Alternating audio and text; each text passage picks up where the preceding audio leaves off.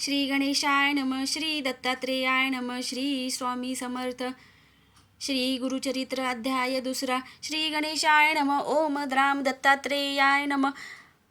कुरवपुरी राहती श्री दत्त श्रीपाद श्री वल्लभ समर्थ. अनेक लीला दावित लोकोद्धारा कारणे. ऐसी काही वर्षे जात मग म्हणती भक्तांप्रत. आम्ही आता होऊ गुप्त येथून या अवधारा. हो येथून गुप्त जाऊन राहू कर्दळी वनात. काही काळ जप करीत राहू आम्ही तेथवरे. नंतर पुन्हा परत अवतार घेऊ महाराष्ट्रात. नृसिंह सरस्वती नामे प्रख्यात होऊ आम्ही अवधारा. ऐसे सांगून भक्तांप्रत कृष्णा नदीत होती गुप्त. श्री शैल पर्वती प्रकटत महास्वामी अवतारा. काही काळ राहून तेथ कर्दळी वनी प्रवेशत. समाधी लावणे बैसत काही वर्षे तेथवरी. समाधी ते विसर्जोनी अवतार घेती श्रीपाद मुनी. कारंजा ग्राम म्हणून महाराष्ट्रात अवधारा. तेथे अवतार घेत उपजता ओम म्हणू लागत. लोक आश्चर्यचकित म्हणती दिव्य बालक हे. नरडे न मागे काही बालक ओम म्हणत राही. सदा हास्य करीत राही ओम ऐसे म्हणून या. दिवस रात्र ओम म्हणत ओम ध्वनी गृही गुंजत. ओम प्रकटला म्हणत लोक विस्मये तेतवा. ऐसी जाती वर्षे 7 बालक ओम राहे म्हणत. परी न काही बोलत चिंतित होती सर्वही. इतरे जण जे बोलत ते सर्व कळे बालकाप्रत.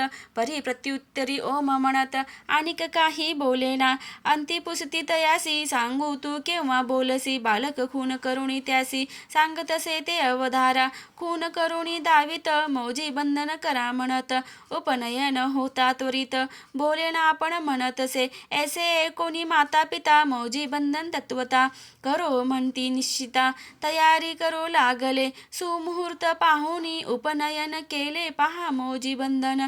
बालक वेद मंत्र म्हणून निज मोना ते सोडितसे.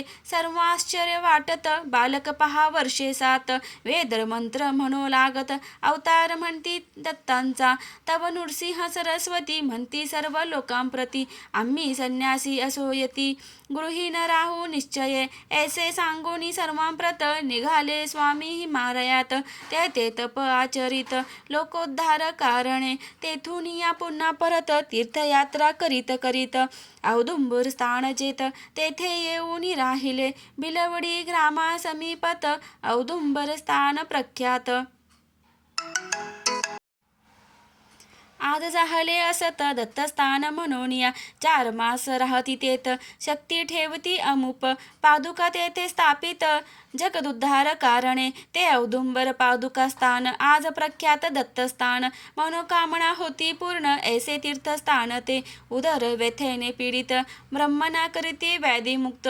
मुडा विद्वान करीत ऐसा महिमा जयाचा. माधव विप्रासी ब्रह्मज्ञान देती स्वामी कृपा करुण. साह्य देवासी अभयदान श्री गुरु कृपे मिळतसे. भक्तांसी उपदेश देती देह हा अनित्य म्हणती. धर्म करा म्हणून सांगती मोक्ष मार्गा ते पावाया.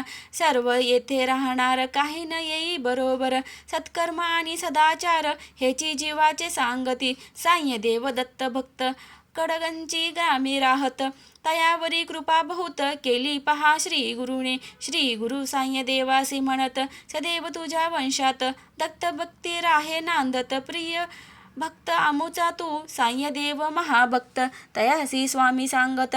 आम्ही तुमचे गाव समीप भविष्यकाळी वास करू साह्य देवाचे वंशात. महाभक्त जन्मा येत नाम सरस्वती असत. तया महाभक्ताचे दत्त कृपा व्हावी प्राप्त. म्हणून जाई अरण्यात.